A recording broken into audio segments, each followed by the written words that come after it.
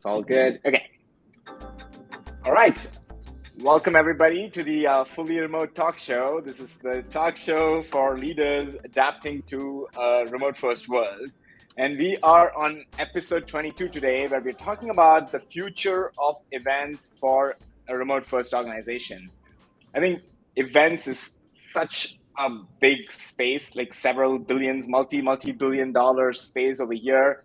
And I think the space that was like really hardly hit during the pandemic, people had to like change what events meant when the pandemic hit. All their previous knowledge of events changed.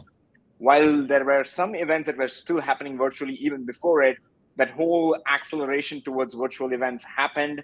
And now things are slowly like starting to take shape. And as people are coming back to work, the future of events is like very interesting, opening up a lot of opportunities. Is it going to be hybrid? Is it going to get back to what it was before?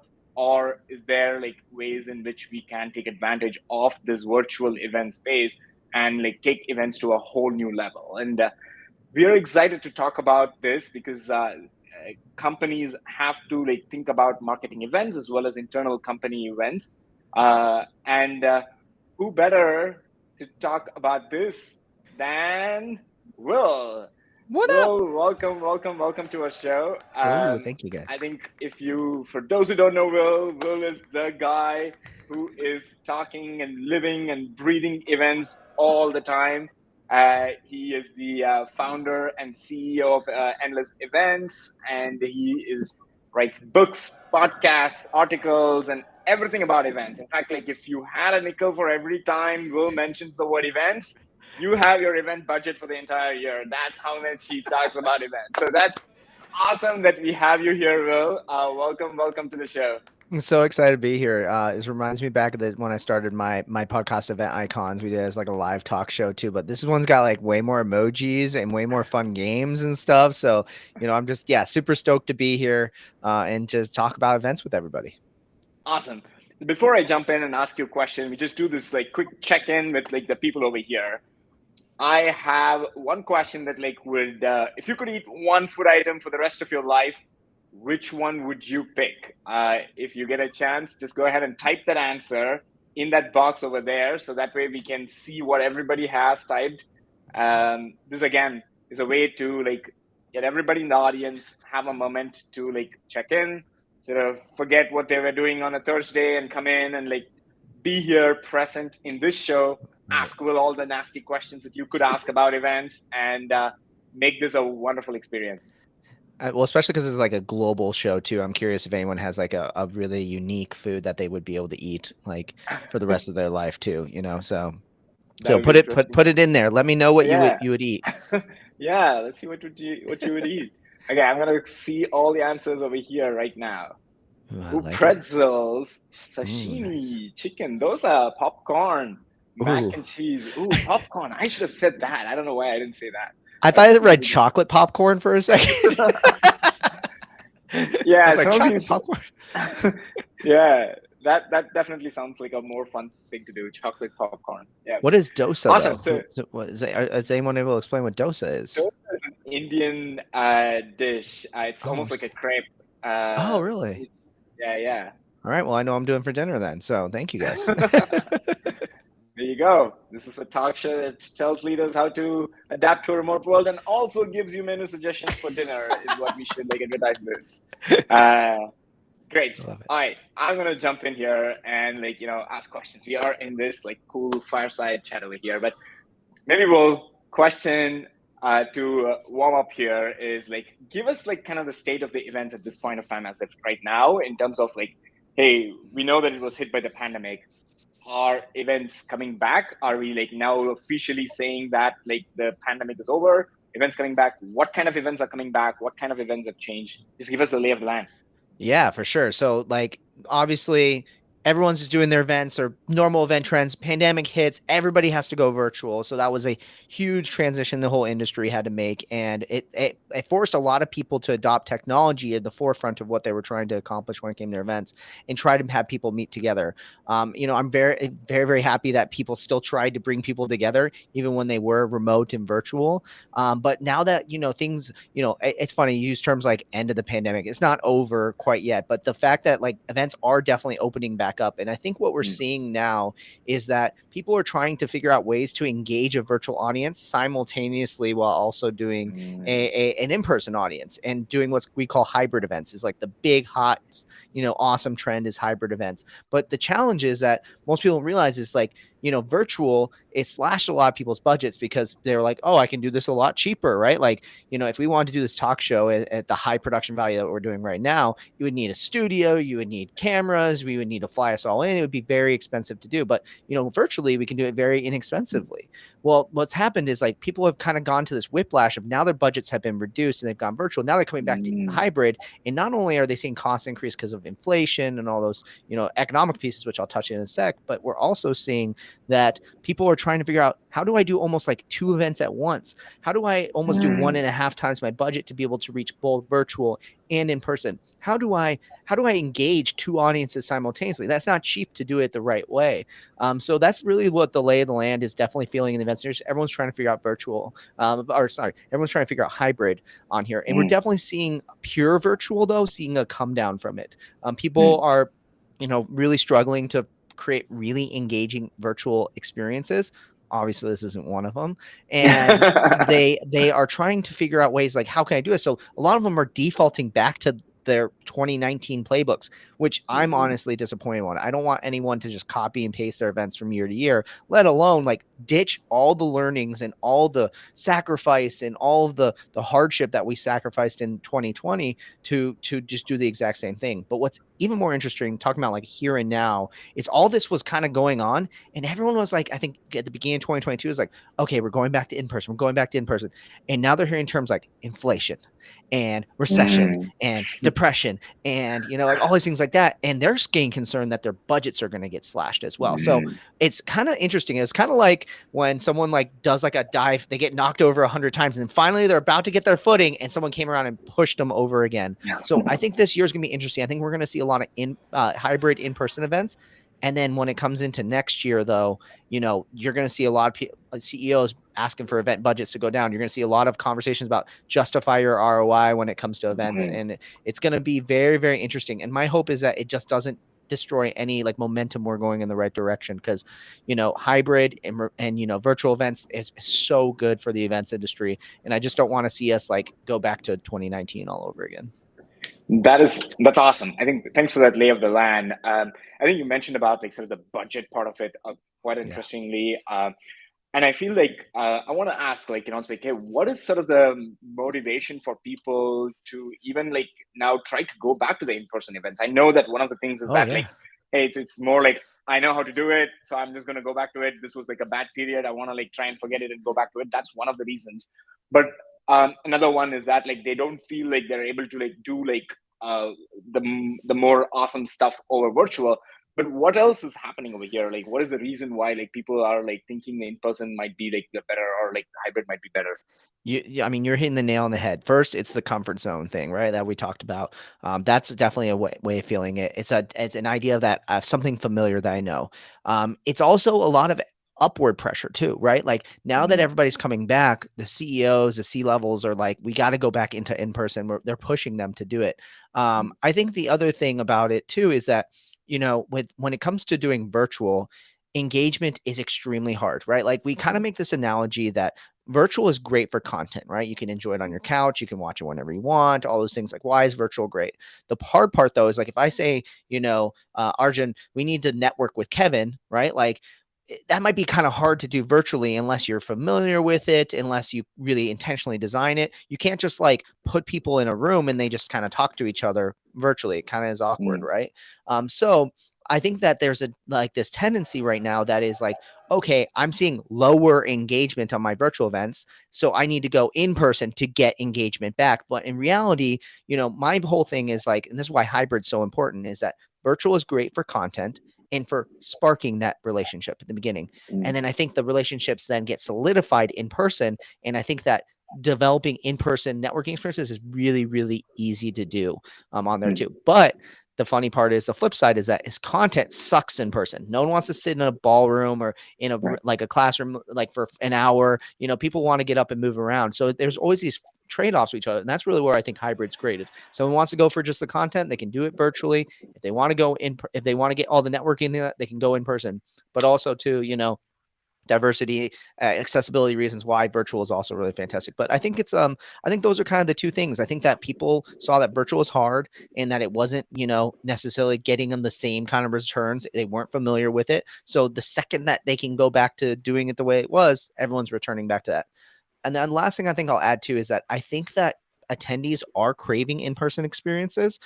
You know, I kind of made this prediction that like once everything started opening up, there's be like a floodgates of people come in. Like I'm, you know, when I plan events earlier, I think in 2021-ish, the second you do in-person stuff, people are like, boom, sold out. Boom, I'm gonna go. Boom, I'm going.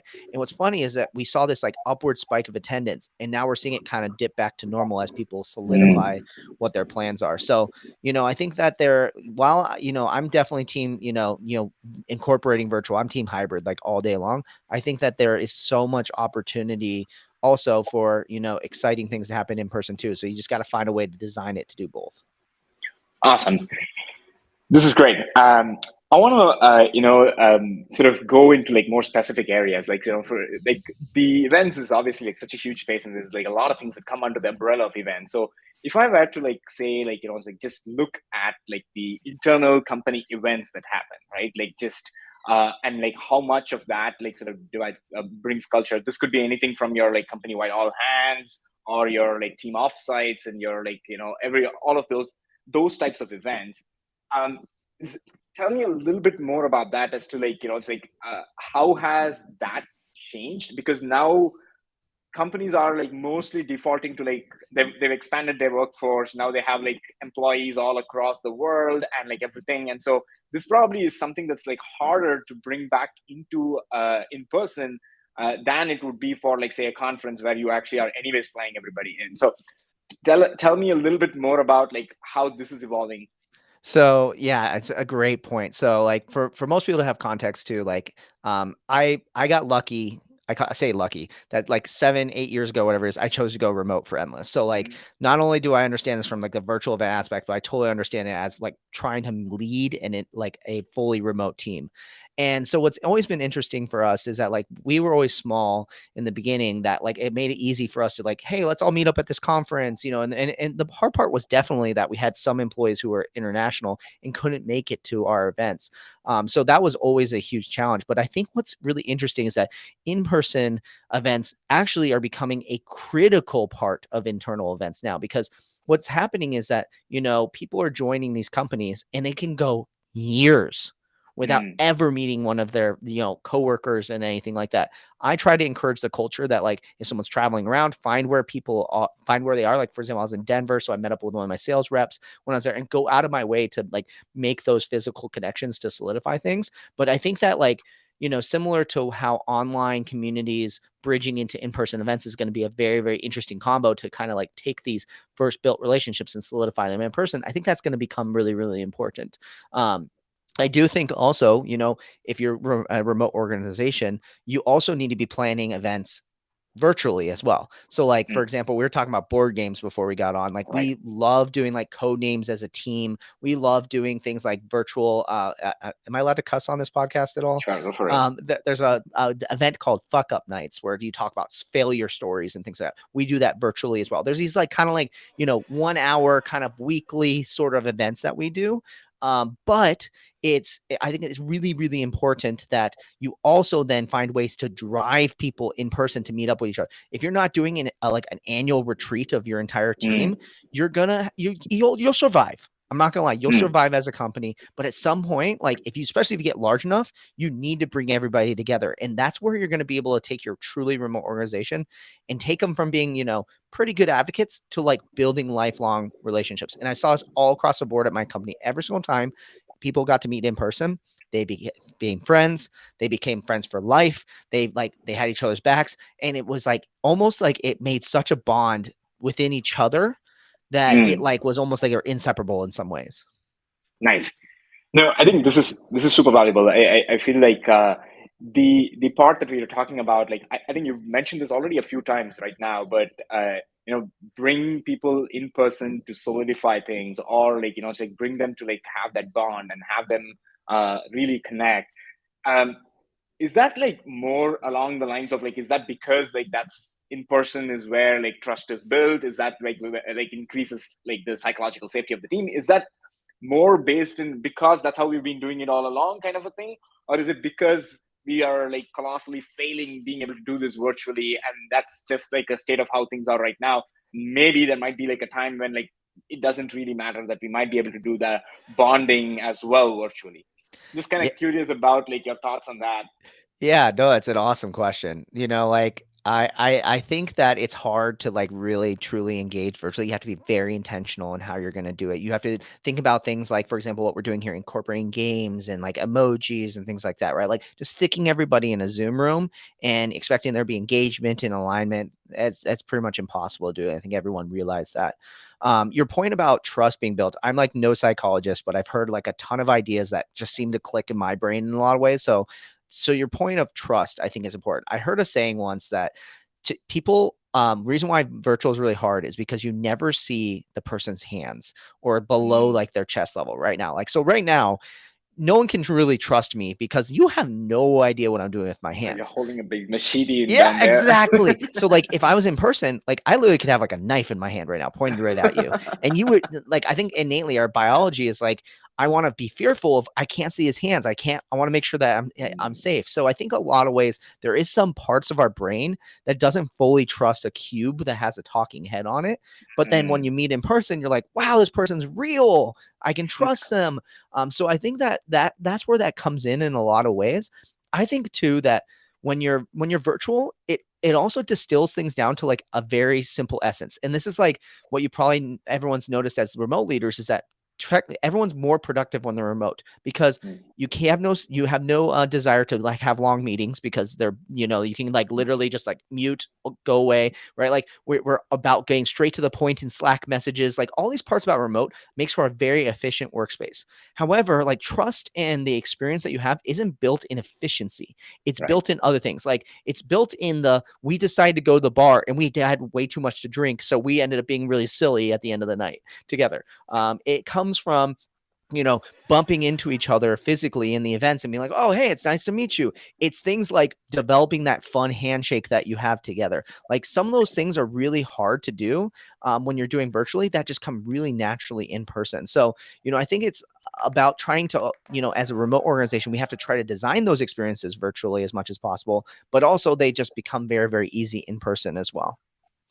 Got it. No, yeah, I think it's actually like a really, really valid point you make about how can you leverage the virtual environment and the fun that can produce to like spark these conversations, but like solidify things in person. Yeah, I mean, you rightly mentioned like I remember like how like in my first job, like I bonded over like with a friend who I still am like connected with because like during one of the after meetings we were talking about like his dad being sick, or like things like these Yeah, just like yeah. make you like bond with people in a way that like you would not have done in a virtual meeting ever. So Yeah, it's very, it's very hard valid because you point. like come into the Google Meet room and then you leave immediately when it's done. Whereas like sometimes when you have a conference room, you show up early, not everyone's there. You have that like kind of like the gaps between the meetings is really where the bonding happens, I guess, in a lot of ways. Exactly. Yeah, that messy period of awkwardness is where relationships are built. Makes a Yeah. lot of sense. Cool. So I this is great about like sort of internal company events and everything, and then I want to jump like shift to like talk about like marketing events, specifically like the smaller ones like the webinars, the sales events, and Mhm. then like the conferences, the trade shows, like the bigger ones as well. Like this is probably, I mean, if we take events as a whole, the marketing events probably are like where the money is. Just tell us a little bit more about this, right? Like this is probably like the meat of the events industry, right? Yeah, and this is where like, I'd say internal events is like 25% of our business, but this is where we probably spend 75% of our business is like, user conferences, yeah, marketing events, creating product announcements, that sort of stuff. So this is an area that extremely familiar with as well. Yeah, when it comes to marketing events, it's a lot of the stuff we talk about internal events apply too, right? Like one of the big challenges is that, we are doing all of our sales virtually right now. So we're hitting up our customers, talking to them, selling the product, everything like that. But again, like you need to build that trust piece. So that's where a lot of times, again, you solidify it in person, getting to do it. That's one reason why, like, we, again, as a remote organization, we've been selling remotely. Sometimes like I'd go literally be in like Philly and I know I have a couple clients there. I'll try to go have lunch with them and just Mm, build those in-person relationships. And this is like at a small scale. Now, if you can amplify that and bring all of your customers together in one place, it can be really, really, really powerful. I think like when it comes to marketing events, the real big power for this is really that hybrid element too.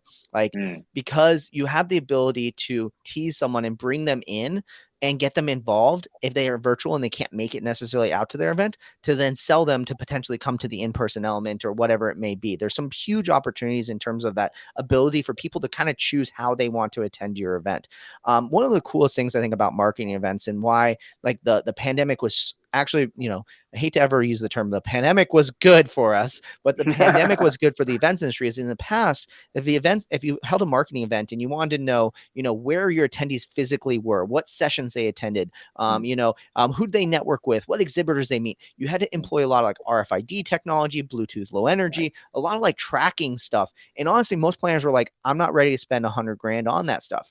Then what happened in the pandemic is everyone went on platforms. And as we know, if you're a digital marketer out there, you can track everybody of everything they're doing. HubSpot lets you see every page someone looked at. You can fire off email automations based on what pages they look at. There's so much good data out there. Well, they got a hold of all this awesome data as event Right. professionals. And we're like, yes, this is awesome. Marketing professionals are like, yes, this is awesome. And now they're going back to in person, like, all right, I need to know where they are, what they're doing, everything all built into one. And so what's really fantastic about the marketing events is now everyone's more data driven than they've ever been. And I think that's going to really make it so powerful for these hybrid events in the future, like to really like usher in this new age of like not just creating an event because it feels good, but because it actually drives revenue and actually drives ROI for your organization. Love it. I think that's actually a great point, right? Like the analytics piece is like a very, very big driver towards virtual because like it's like the magic and the power of like doing things in the internet over here, right? Yeah. So if you were to like say like think about like what's sort of top of mind for like a person who is like trying to like run their marketing events, this could be like uh, top of mind because there's challenges new due to the hybrid nature of things or like how things are changing, but it could also be like classically what has been top of mind for people. What would you say that, like, I mean, a couple of things that like I've thought of and I wanted to just say this before so that like you actually have like some idea there is like, you know, we've talked about like engagement being one of the top Mhm. reasons.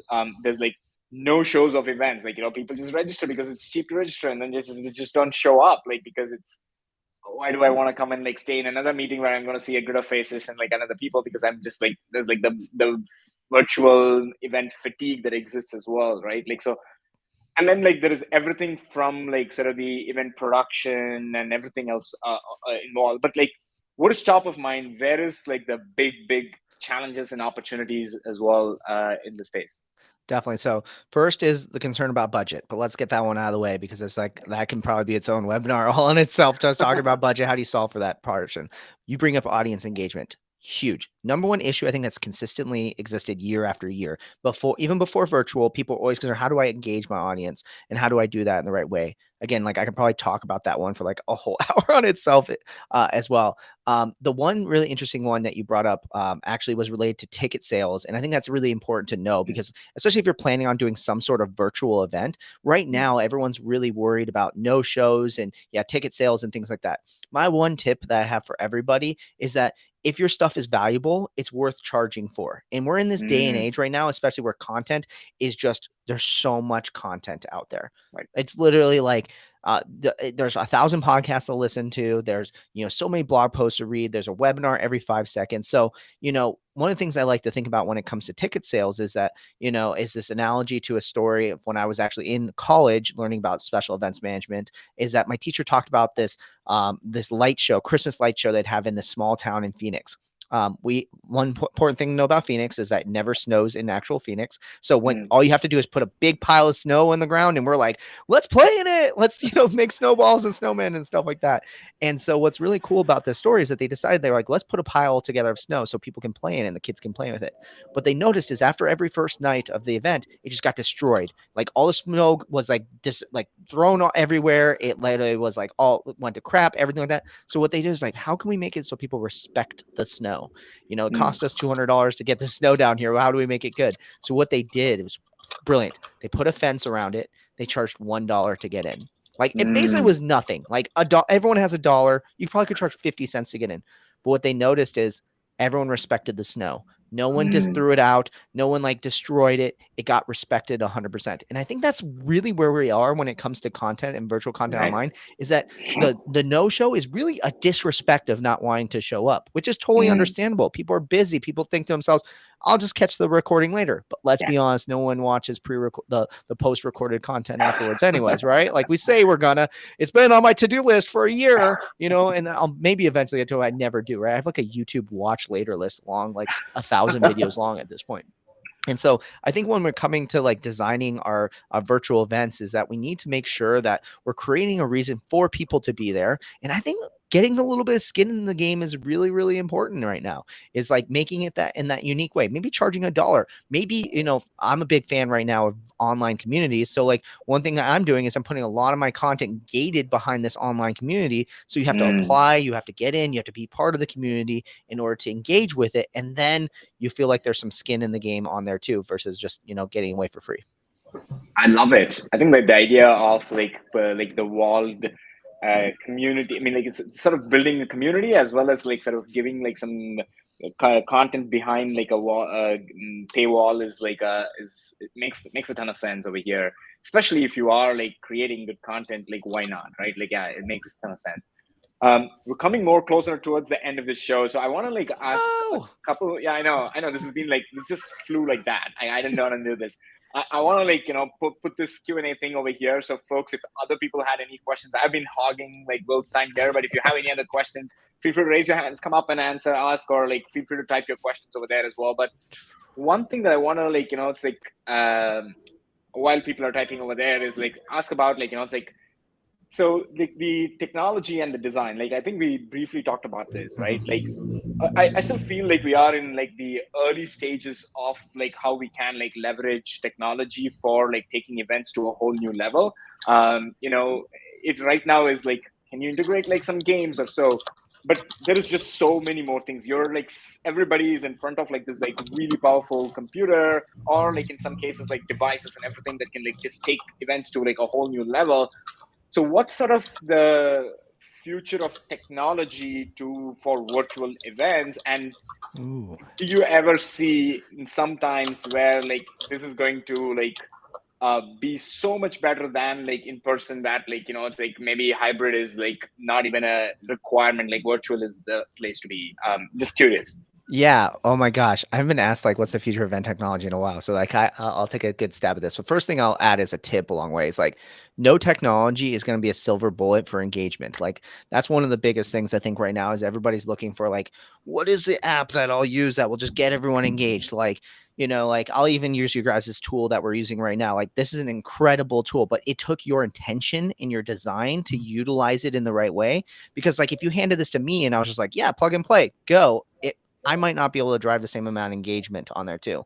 Also too, like great content trumps all, right? Like having you as an awesome host, having me hopefully as an awesome guest keeps people engaged more than just the technology in itself as well. As a technology guy, that always pains me to say because I always want a silver bullet.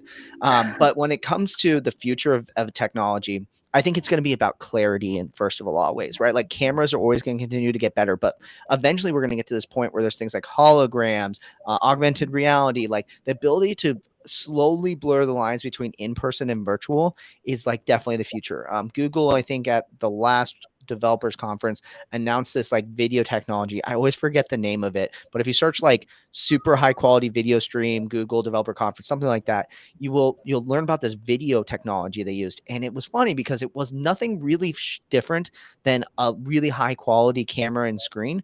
But when people walked in there, they got their reaction afterwards, and they were like, I felt like the person was sitting in the room with me. It sounded so good, they looked so good, and it looked like they were on the other side of the table. And I think like that's where we really need to go towards is higher quality video, and all those things like that are going to allow us to feel even more right. Look, imagine that we can eventually get a shot where you see my feet and you see that I'm wearing shorts and no shoes right now, right? Like it's going to make you fully trust me then at that point. I think the other thing when it comes to the future of event technology is that it's going to become easier and easier to be accessible too. Like, I think that was one of the coolest things, honestly, about Zoom finally like reaching the public eye and 2020 was just that like people didn't realize how easy it was to hop on a video call versus an audio call. And being a remote company and selling to companies and individuals across the whole country, I've been using Zoom for years. And I've been like, this is the way to do it. But you still have these customers who are like, can I have a call in number? Right. And I'll be like, no, I need you to have your video on. And they'd be like, well, I don't want my video on. What the heck is this? But now it's like so common to have our cameras on. I think that because it's become so easy to be able to do this, it's increased the ability for us all to communicate. So that's one piece of technology. And I think the last little bit I'll add as a tip is that there'll be more and more data for us to be able to utilize in integrations with all of our favorite marketing tools. Love it. Love it. I mean, I think I'm going to take this question, like, how do you attract the right crowd for your virtual event? Ooh, well, first it starts by designing like your personas and who you want to go after. So let's assume it's a marketing event because I think those are the hardest ones to do. Internal events, easy, right? Like, how do I attract my employees to come? Well, you sometimes can just force them to go. So there's some like easy parts of that. But when it comes to the marketing side of things, you got to figure out like who's going to have the biggest impact when it comes to your event. I think in the beginning, because this sounds like maybe like an initial question, you don't have the event quite yet, is I would look for the people who are going to help bring other people too. Like you look for, they call them influencers now and things like that too. But like I always tried to like find the people who would like hook on and bring a couple more people, because like if you can get the one person to bring 3 people with them, you're not just having to market to 3 people, you market to one person and get 3 out of it. So that's like a big thing for me. Like a lot of those early catalysts and like evangelists for your event are going to be so powerful for the the initial stage of your entire event. I think the other thing to look at too is that recognize that not everyone needs to come. Like if everyone's your audience, no one is your audience. So like don't hesitate to be like, if you're deciding to do a virtual event, if someone's like, I don't know how to get into this platform and how it works, but like you're like, this platform is going to allow me to create this amazing experience. I have this whole plan designed, and 90% of people are able to get in totally fine with the one click of a button. Don't try to really like, I don't think you have to really worry about that one person who's just like, I can't get on. And this was a lot at the beginning of the pandemic. We had like a lot of people who are like, why don't we just do this in Zoom? And I'm using a voice like that for on purpose because we all probably know the kind of people who have done this before. But I think like when it comes to that, like don't hesitate to feel that you don't, while you want to make your event inclusive and diverse, you also don't have to necessarily include everybody. Focus on your niche, and that you'll go a long way. So an idea with the niche piece for it. So for example, let's say you're planning a marketing conference. Don't just host a marketing conference. Host a marketing conference for people who have businesses with less than 10 employees, who are based on the West Coast of the United States, who are targeting millennials. Like go niche. People want small communities and are looking for people like them, and they want these niche communities all day long. So focus on that, and I think that's where you'll be really successful too. Love it. Finding that sort of inch wide, mile deep area that you actually go after. Yep, I love that answer. Thanks. This is great. Before we wrap up, I'm gonna have like one last question, in that like like the we talk about engagement, and we talk about like it's like, hey, what are some of the cool things that like people are doing for like increasing engagement over here, right? Like so there's just so much potential to like do like an amazing production value when it comes to virtual. Like for example, like we have run events that are more like organized as a game show, where like it's like people can come, like there's points, there's like confetti flying, there's like you actually are like given these things. Like that's actually a whole level things. Or like, can I throw in a raffle? It's just so easy for me to like throw a raffle over here without any of these things, and like it makes it so easy. So just being able to seamlessly do these things can like increase production value like really well. And I'm kind of curious to know about like, are these kind of the opportunities that like event organizers are thinking about? Are platforms thinking about this as well? I'm curious to know your thoughts. Yeah, I think production value is like a big part of engagement, right? Like it's kind of what gets people hooked into being like, oh wow, yeah, like I'm really interested in listening. Like it's why I think sometimes when they see me, they go, wow, you have like a really nice backdrop and the camera looks good. Your audio sounds good. Like I think good production value is kind of like a baseline for what it looks like. But like I think if you're gonna truly create engagement, it's a lot of little details all coming together. So like Mm, one of the examples that I use a lot when like how do you create really good engagement virtually is like starting off really strong with high energy. So like we did it here. We're like, hey everyone, how you doing? Come and join in this game and do this thing. Like I like for example, I'm notorious for like breaking Zoom because like I basically use every feature possible to like get people engaged. So like I come in and I have a question of the day that is everybody has an answer to. It's not complex. It's not asking what's the meaning of life. It's like today's question. I was in a webinar. I was like, what do you prefer, aisle seat or a window seat on an airplane, and why? And got mm, people using the chat. I make sure that they're all posting back to everyone so everyone can see the messages. Then what I do is I hop on and I say that raise hand functionality that's used for questions. I do a virtual wave where I go, everyone on three, click it. 1, 2, 3, everyone raise your hands up. And then tell everyone to put their hands down. And I do that like 3 or 4 times. And what's cool about it though, and this is where it gets engagement, is that I see every person that's raising their hand and I see those who aren't. And what's really mm. cool about this is I call out the people who aren't raising their hands and doing the wave. And I go, stop looking at your email. Kevin, Paulina, stop looking at your email right now. Come back to us. And they'll be like, oh yeah, you're right. Like I need to get back into this because sometimes like that's what engagement is. And I come out strong. That's like all in the first 5 minutes. I'm talking super fast. Like I almost have no holds bar when it comes to my like how fast I talk and how loud and energetic I am because I realize that a lot of times when it comes to engagement, it's not about the content, right? I'm not coming here and like I'm the Dalai Lama coming here and spreading world peace and changing the world. I'm talking about like how do you design a fun experience online for people, right? And I realized that like for a lot of times it's about the delivery that you get. And I think that's where I'm very successful as a speaker is because I bring that energy. So it's a mix of the production value, kind of as a baseline, and then like I top it off with heaps of energy, very thoughtful design on using features to engage people, and then ultimately too, like I also to go back to my original point, like I don't make everybody happy. Some people say I talk too fast. Some people don't like that I curse. Like all these things like that. But guess what? 90% of people say I'm one of the best speakers they've ever seen in the industry, and I think that's because I have that unique style of how I do things. Love it. This is awesome. I think this is actually like resonates so much with me, as specifically the way that you're saying it is because I think you bring in like so much energy into it, and like you have like an amazing like facilitate. I mean, like like facilitation, facilitatorship, or whatever you call that. Yeah, Like yeah. it's like you have that, and I feel like a lot of people don't have it, and like like and it sucks. And so some parts of what we are trying to do is like, hey, how can we actually like help those, and like it's like use this production value to like compensate for that. But you're right in that like if you can upskill yourself to be that awesome presenter, nothing to beat that. So this is great. Well, I think this time just flew over here, and we are close to like a wrap over here right now.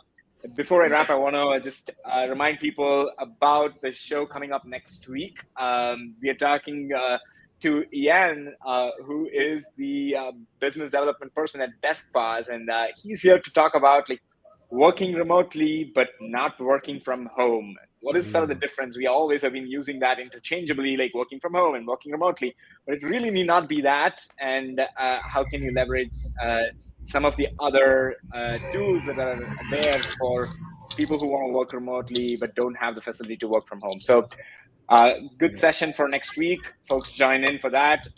With that, we come to the end. If you have any top takeaways from today, please do chat that. I have a ton of takeaways. I wish I could actually like write that over there, but love it. Thanks so much, Will. Your energy is contagious. I feel more energized after this show. I usually feel drained, but this has been awesome. Uh, You're this welcome. is a fantastic show. Thank you for being here.